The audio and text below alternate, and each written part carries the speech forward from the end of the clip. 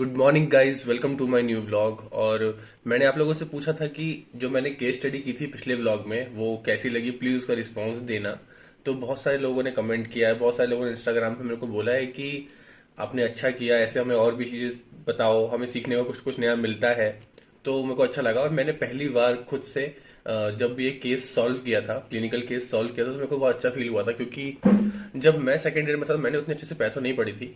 क्या होता है कि ये है हर्ष मोहन, ठीक है, इसका एक छोटा वाला बुक भी आता है, तो मैंने उससे पूरी पढ़ाई की थी सेकंड ईयर में। तो यू नो एक आप इतनी बड़ी बुक से पढ़ रहे हो और एक छोटी बुक से पढ़ रहे हो तो डिफरेंस तो आता ही है। तो वही डिफरेंस था, पढ़ाई में डिफरेंस था, बहुत चीजों में डिफरेंस था।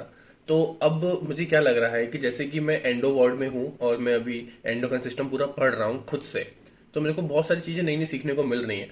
जैसे कि अब मैं जब जाता हूँ पेशेंट्स के पास और वहां जाके बात करते हैं हम लोग, उनसे जाके वार्ड रूम के दौरान जब हम चीजें पूछते हैं तो हमको समझ में आना शुरू होता है धीरे धीरे करके कि इसको ये भी हो सकता है, इसको ये भी हो सकता है, इसको ये भी हो सकता है। बट अब मैं जहां लैग कर रहा हूँ वो चीज क्या है, खुद से डायग्नोसिस बनाने की कोशिश करते हैं। बट जो एक लैग आता है वो ये आता है कि पेशेंट ने बोला कि मेरे को ये प्रॉब्लम है, ये प्रॉब्लम है, ये प्रॉब्लम है, ये प्रॉब्लम है। तो इस इतनी सारी उसने कम से कम मेरे को बोला कि 5-6 प्रॉब्लम है, तो मेरे दिमाग में कम से कम 2 या 3 डायग्नोसिस चल रहे होते हैं साथ साथ। तो मैं ऐसा कर सकता तो हूं नहीं कि इसको ये भी है, ये भी है, ये भी है, ये भी है। तो ये थोड़ी जो दिक्कत है ना, उसको अब थोड़ा मेरे को काम करना है इस पे कि मैं एक या तो 2 में अटकूं या फिर सिर्फ एक ही दिमाग में आ जाए कि हाँ यही डायग्नोसिस हो सकता है रियल में। सो करते हैं इस व्लॉग को शुरू। But before starting this vlog एक चीज बोलनी थी कि अगर आप मेरे चैनल पे नए हो तो प्लीज मेरी जाके प्लेलिस्ट को चेकआउट करो।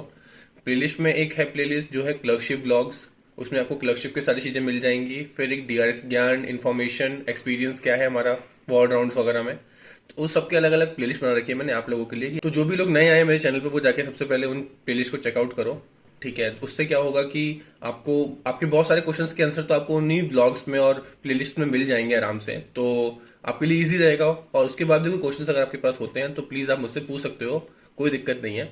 बस होता क्या है कि मेरे पास सेम क्वेश्चंस कई बार आते हैं, मेरे को अपने वीडियो का लिंक भेजना पड़ता है, तो आपके बहुत सारे डाउट क्लियर हो जाएंगे। तो करते हैं इस ब्लॉग को शुरू गाइस।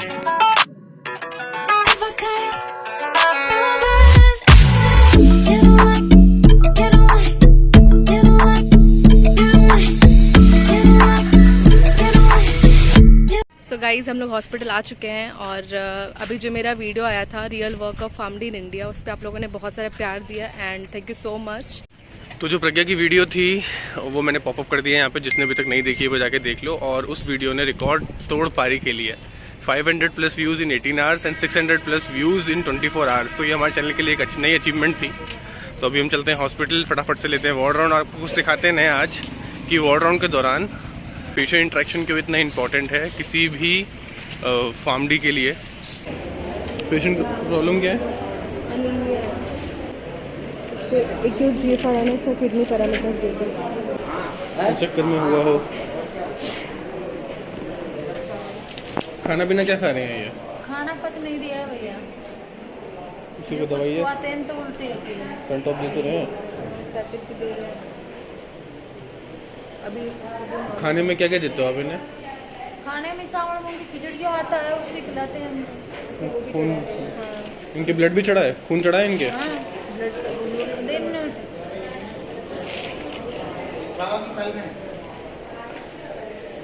उसके बाद भी इनका जो है हीमोग्लोबिन कम है, इनका जो थोड़ा खून है अभी भी थोड़ा कम है। तो इनका हीमोग्लोबिन इसलिए कर रहे हैं कि इनके सर्जरी के टाइम ब्लड ज़्यादा लॉस होगा तो फिर पेशेंट कैंसर हो सकते हैं। तो सर्जरी मेरी बताओ, तो इनके पहले ब्लड लाएंगे नॉर्मल, उसके बाद इनको सर्जरी पे लेके जाएंगे। हाँ, ज़्यादातर पेशेंट्स को AFI है,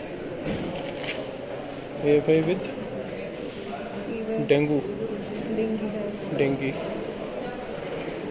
अरे जब स्टार्टिंग में तो हॉस्पिटल में तो पता ही लगता है कि क्या है, तो एक्यूट फिब्रिल टाइप 1। अरे हाँ, हमने तो पहले सब कुछ लिया, चीटिंग कर ली हमने अपने साथ। Polydipsia, weight loss, polydipsia symptoms है, RBS, random blood sugar 700।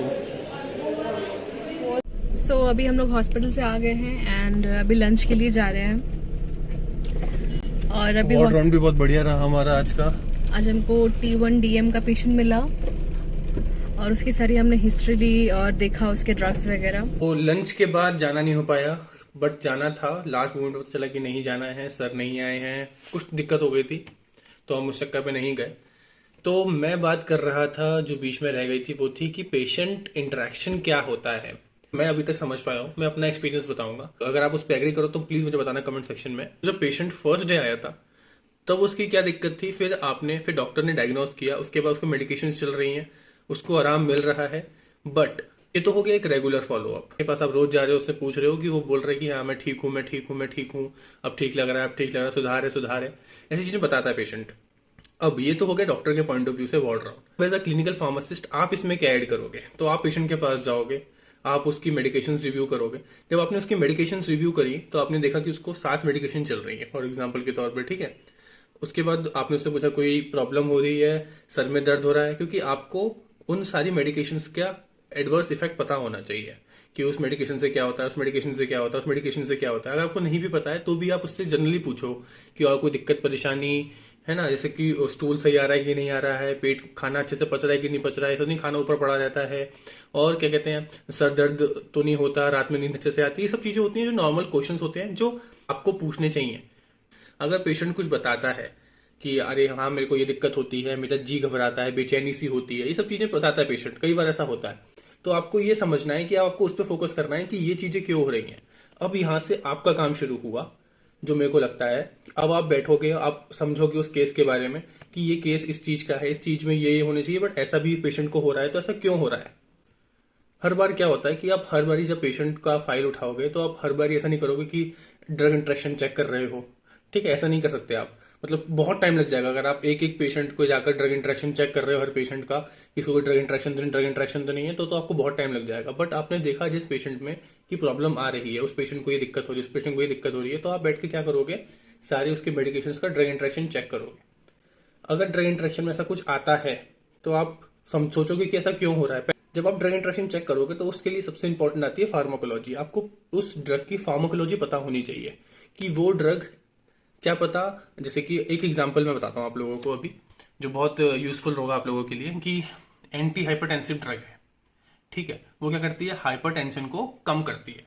But कभी कभी क्या होता है कि मैंने एंटी हाइपरटेंसिव ड्रग ली और मेरे को हाइपोटेंशन होने लग गया, तो एंटी हाइपरटेंसिव ड्रग का जो साइड इफेक्ट है वो क्या होगा, हाइपोटेंशन होगा, क्योंकि वो क्या कर रही है, कम कर रही है। हमारी बॉडी में कोई ऐसा अलार्म सिस्टम तो नहीं है कि अरे हाँ, ऐसा तो नहीं कि अलार्म सिस्टम की भाई बस बस 120/80 हो गया, अब रुक जाओ, अब इससे कम मत करो, ऐसा तो कोई सिस्टम नहीं है हमारी बॉडी में। तो ऐसा तो नहीं कि जो एडीआर वो बता रहा है कि, तो ये कभी कभी चीजें ये भी होती हैं, तो उन चीजों को भी ध्यान रखना होता है। इसके लिए फार्माकोलॉजी, जितने भी लोग हैं अभी पढ़ रहे हैं फार्माकोलॉजी, वो अच्छे से पढ़ो, बहुत काम आएगी फार्माकोलॉजी। और रेगुलर पेशेंट से मिलने से आपको भी उसकी चीजें समझ में आने लग जाती हैं और आपको भी चीजें याद हो जाती हैं। तो इसलिए पेशेंट इंटरेक्शन बहुत इंपॉर्टेंट है। तो अभी पढ़ रहा हूँ मैं फार्माकोलॉजी लिपिनकॉट से, और इसमें मैं पढ़ रहा हूँ क्या, एंडोक्राइन। तो जस्ट अभी शुरू ही किया है पढ़ना, ज़्यादा कुछ पढ़ा नहीं है। तो फार्माकोलॉजी पढ़ते पढ़ते मुझे याद आया कि आज मैंने व्लॉग में पेशेंट इंटरेक्शन के बारे में बात करी थी, बट वो बात आधी ही रह गई, तो इसलिए मैंने फटाफट से व्लॉग चालू किया और आपको बताना शुरू किया चीज़ों के बारे में। क्योंकि मैं एक चीज़ से बिल्कुल एग्री करता हूँ, फार्मडी है वो इंडिया में फाइट कर रहा है, डेवलप कर रहा है अपने आप को, ठीक है। तो इस सब के लिए हमको भी अपने आप को उतना सक्षम करना होगा, अपने आप को उतना डेवलप करना होगा कि हम जब एक डॉक्टर्स के ग्रुप में खड़े हों या फिर हम कहीं पे भी वार्ड राउंड के टाइम खड़े हों तो हमको चीज़ें समझ में आए जो डॉक्टर बोले, ठीक है ना। अब क्या है कि हमारे एक सिनेरियो बना हुआ है कि डॉक्टर मतलब एमबीबीएस डॉक्टर, ठीक है, कोई भी ये नहीं बोलेगा कि डॉक्टर मतलब फार्मडी डॉक्टर भी होते हैं। तो इस सिनेरियो को चेंज करना है तो हमको उस लेवल की पढ़ाई करनी होगी जो हम बोल रहे हैं कि हम पोस्ट ग्रेजुएट हैं, तो पोस्ट ग्रेजुएट लेवल की पढ़ाई भी तो करनी होगी ना। तो इसलिए अपने आप से, अपनी पढ़ाई से अभी कॉम्प्रोमाइज मत करो। अगर आपको ये भी लग रहा है ना कि अरे यार मैं मतलब मोटिवेशन की कमी हो रही है, तो मेरे व्लॉग्स देखो और देखो कि अगर मैं मेहनत कर रहा हूँ तो आप लोग भी करो, क्योंकि आप लोग तो शायद अभी थर्ड या फोर्थ ईयर में हो गए, ठीक है, सेकंड ईयर में हो गए, फर्स्ट ईयर में हो गए, तो आप लोगों को तो ये सोचना चाहिए कि मैं हूँ आपको बताने वाला, कोई गाइड करने वाला है आपके पास। हमारे टाइम तो कोई नहीं था, ठीक है। तो इसी बात पे सब्सक्राइब भी कर दो मेरे चैनल को, थोड़ा आपको मोटिवेशन मिले, अब से कि मैं आपको और चीज़ें बताऊंगा, ये अच्छा लगे कि मैं जो कर रहा हूँ वो लोग देख रहे हैं। क्योंकि मुझे भी कभी लगता है कि मैं इतना कुछ कर तो रहा हूँ और रिस्पॉन्स उतना नहीं आ रहा, तो मुझे भी कभी कभी डिमोटिवेशन होता है। बट मैंने एक चीज़ सोच रखी है कि मैंने कुछ सोचा है अपने दिमाग में, कुछ ठाना है, अभी मैं बता नहीं रहा हूँ, जब मैं उसके थोड़ा क्लोज होऊंगा तब आपको बता दूंगा। तो उस सब चीज़ों से आपको बहुत हेल्प मिलेगी, मैं बता रहा हूँ। मैं ये श्योर कर रहा हूँ कि अगर आप मेरे साथ मेरे व्लॉग को देखोगे, मेरे को सपोर्ट करोगे, तो आप लोगों को जो चीज़ें समझने में मेरे को बहुत टाइम लगा, वो आपको समझने में बहुत टाइम नहीं लगेगा, बहुत इजीली समझ जाओगे। तो सबके लिए आपका सपोर्ट बहुत चाहिए गाइस, ठीक है? तो प्लीज़ चैनल को सब्सक्राइब कर दो। व्लॉग को करता हूँ मैं यहीं पे एंड। अगर आप यहाँ तक आ गए हो तो प्लीज़ रिक्वेस्ट है मेरी आपसे कि सब्सक्राइब करे बिना मत जाना।